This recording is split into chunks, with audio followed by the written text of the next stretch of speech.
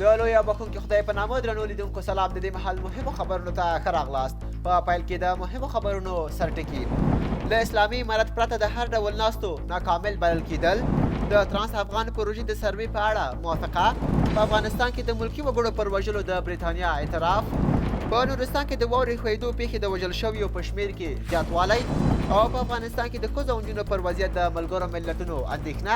له نړۍ څخه پاکستان کې د ائتلافي حکومت د جوړېدو لپاره هوکړه. د اسرائیل او حماس ترمنځ د اوربند لپاره د واشنګټن هڅې.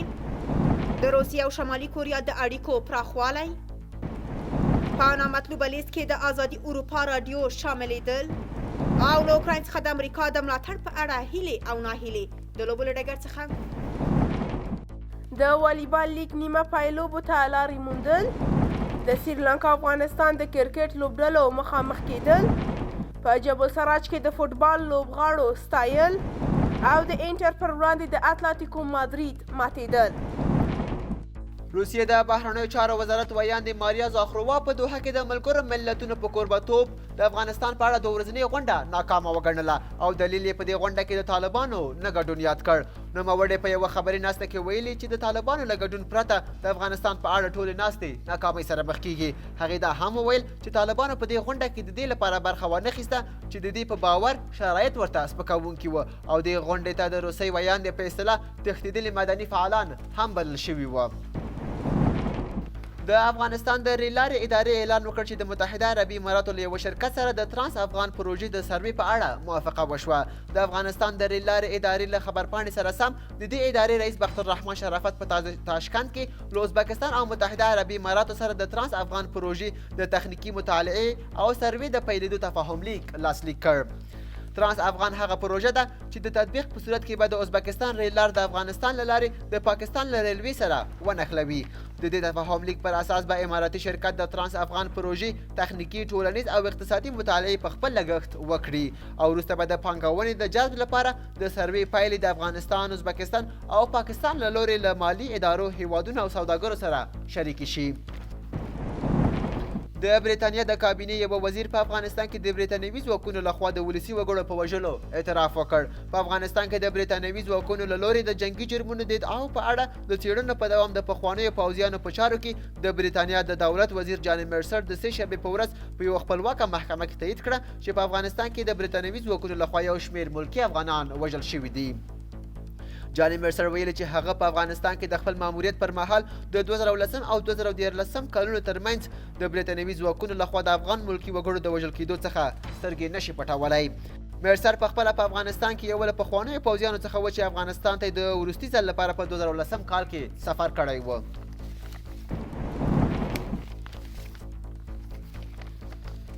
د ملګرو ملتونو کارپوهانو یوې ډلې په افغانستان کې د واکمن نظام لخوا د نجونو او ښځو پر ضد د دوی کړنې ظالمانه بللي. او له نړیوالې ټولنې غوښتنه کړې چې د جنسیت پر بنسټ تبعیض یا اپارټایډ د بشریت ضد جنایات وبلل شي. خو اسلامي امارت تل ویلي چې په افغانستان کې د ښځو او نجونو حقوق خوندي دي.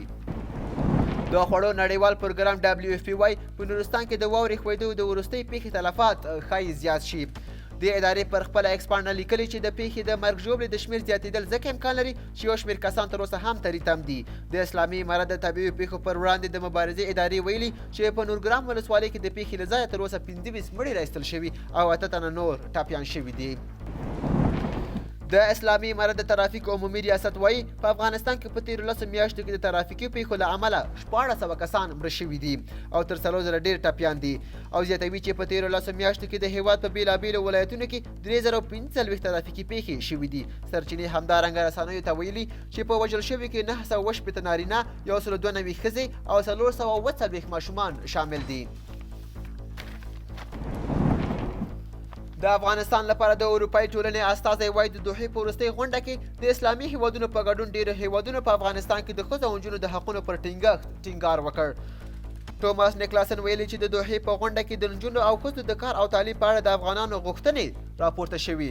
د افغانستان په اړه د دوحې غونډه د ملګرو ملتونو د سرمنشي انټوني ګوتریش په کوربهتوب ترسره شوه، خو اسلامي امارت استازو پکې ګډون ونه کړ. د نیکلاسن په خبره لا هم د افغانستان او خلکو په وړاندې د دوی پیاوړی تعهد پر خپل ځای دی.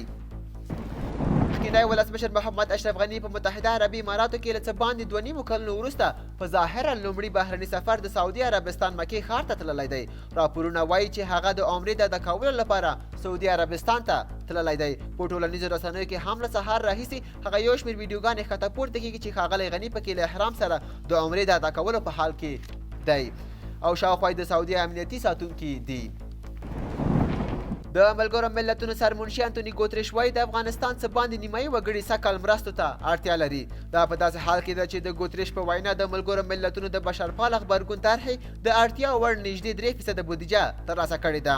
د ملګرو ملتونو سرمنشي وایي افغانان دا مهال زده کړو، روغتیایي خدمتونو او کار ته له لازم لاسرسي پرته ژوند پر مخ وړي. د اسلامي امارت د عدلیې وزارت یو چارواکي رسنیو ته ویلي چې د عکسونو اخیستل ګناه کبیره ده او خبریالان باید له دغه کار څخه ډډه وکړي. د دعوت او ارشاد عمومي رئیس محمد هاشم شهید ورور په کابل کې د عدلیې وزارت کارکوونکو لپاره یو سیمینار ته دا خبرې کړې دي او ویلي چې تصویر اخیستل ګناه کبیره ده. رسنیو والا په دې ګناه دوامدار اخته وي، تقریبا د فساد په خوا یې سوچ وي. نړیوال خبرونه زما همکاره تاسو ته وړاندې کوي. لومړی خبر د پاکستان د پخواني لومړي وزیر عمران خان سیاسي سیالان دي و حکومت پر جوړولو سره سلا شوي دي. د ډلو د شهباز شریف په مشرۍ د حکومت د جوړولو لپاره د واک د مشارکت جزئیات اعلان کړل. دا اعلان د مسلم لیگ، پیپلز او نورو هغو ګوندونو ترمنځ چې په وروستیو ټاکنو کې د پارلمان د کافي څوکیو په ګټلو بریالي نشول د تیرو څو ورځو له خبرو وروسته کیږي. دوی په یوه خبري غونډه کې وویل چې د ائتلافي حکومت د جوړولو لپاره د لازم اکثریت په ترلاسه کولو بریالي شول. د امریکا دوو جګپوړو سناتورانو چې له اسرائیل او عرب مشرانو سره یې خبرې کړي له روژې مخکې د غزې جګړې بشردوستانه درېدو ته هیله ښودلې ده. ډیموکرات سناتور ریچارډ بلومنټل او جمهوریت غوښتونکي سناتور کریس کونز په عمان کې رویټرز خبري آژانس ته ویلي په غزې کې د یرغمل شویو بندیانو د خلاصون په بدل کې د جګړې د ژر بندولو لپاره یوې موافقې ته د رسیدو لپاره ډېرې هیلې شته. دغه دوو سناتورانو ویلي ښایي په راتلونکي څو اونیو کې له روژې مخکې د جګړې د درېدو شاهدان واوسو. د روسیې ولسمشر ولادیمیر پوتین د شمالي کوریا مشر کیم جونګ اون ته یو لکس روسي جوړ اوروس لیموزین ډالۍ کړ. د شمالي کوریا دولتي رسنیو خبر ورکړی چې دغه لکس موټر د شمالي کوریا د مشر لوړپوړو مرستیالانو ته ورکړل شو. د کرملین ویان دیمیتری پیسکوف هم دغه ډالۍ تایید کړې او ویلي دي چې دغه لیموزین هغه ډول موټر دی چې د روسیې د ولسمشر لخوا کارول کیږي. دغه دوه هیوادونه چې له نړیوالې ټولنې جلا شوي پر اوکراین د روسیې له برید وروسته نږدې اړیکې لري.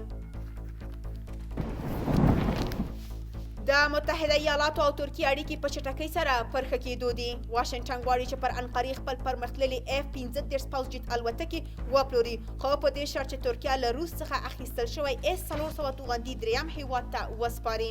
دا توغندي د روسیې او ترکیې د ښو او ژورو اړیکو یو سمبول کیږي. روسیې د آزادي اروپا آزادي رادیو د نامطلوبو ارګانونو په ډله کې شامله کړه. روسیې له 2021 کال راهیسې دغه رادیو د بهرني اجنټ په لیست کې شامله کړې وه، خو اوس یې دغه محدودیت لا جدي کړ او دغه رادیو یې نامطلوب ارګان بللی دی. د روسیې د عدلیې وزارت د نوملړ له مخې د آزادي اروپا آزادي رادیو 142 بنسټ دی چې د روسیې لخوا په دغه لیست کې شامله شوی.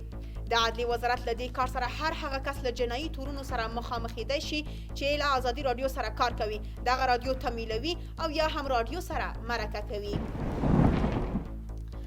په اوکراین کې د امریکا سفیره وایي ډاډه ده چې د امریکا کانګرس به له اوکراین سره د اضافي مرستې لایحه تایید کړي، خو زیاتوي دا اټکل ناممکن دی چې دا کار به څه وخت وکړي.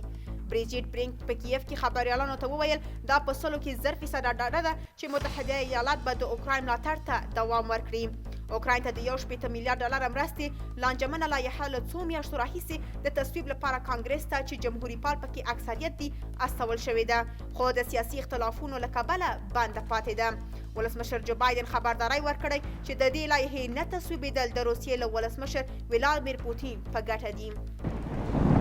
او وروستی خبر د الکسی ناولني د مړینې پیښې ته د رسیدو د څرنګوالي په برخه کې د روسیې پر چارواکو د خلکو غوسه د زیاتېدو په حال کې ده. د ناولني مور د روسیې له ولسمشر د خپل زوی د جسد غوښتنه کړې. تر اوسه د روسیې چارواکو د ناولني کورنۍ ته د هغه د جسد له سپارلو ډډه کړې ده او ادعا یې کړې چې د هغه د مړینې د لاملونو په اړه څېړنې 2 اونۍ وخت نیسي. روسیې چارواکو د ناولني مور او وکیلانو ته د سالخارد ښار یوې سړې خونې ته چې د ناولني جسد پکې دی د ننوتلو اجازه هم نه ده ورکړې. اوس هم د لوبو له ډګر څخه یو څو مهم خبرونه زما همکاره تاسو ته وړاندې کوي. لومړی خبر: د افغانستان والیبال ملي لیګ دریم پړاو سیالیو په دوام نښتر لوبډلې د 0-3 سیټونو په توپیر پامیر لوبډله ماته کړه او د دې بریا سره یې په دغه لیګ کې خپله لومړنۍ بریا ثبت کړه. دغه دوه لوبډلې د یوې بریا سره له مخکې تګ پاتې شوې.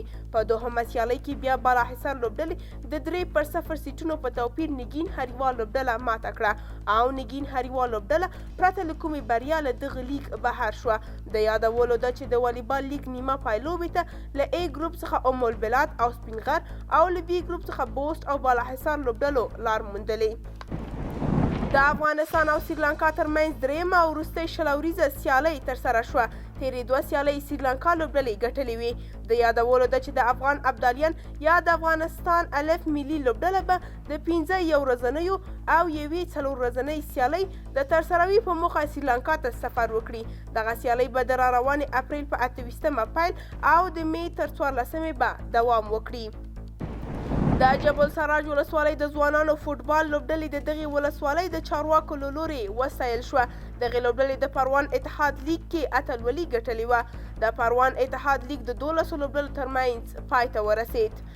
او وروستی خبر: د اروپا اتلانو لیګ سیالیو په دوام انټر لوبډلې 0-1 اتلتیکو مادرید ماته کړه، خو د دورتموند او آیند هوون لوبه 1-1 مساوي شوه. په دغو لوبو کې بارسلونا له ناپولي او پورتو له آرسنال له پورتو لوبډلې سره مخامخ شي.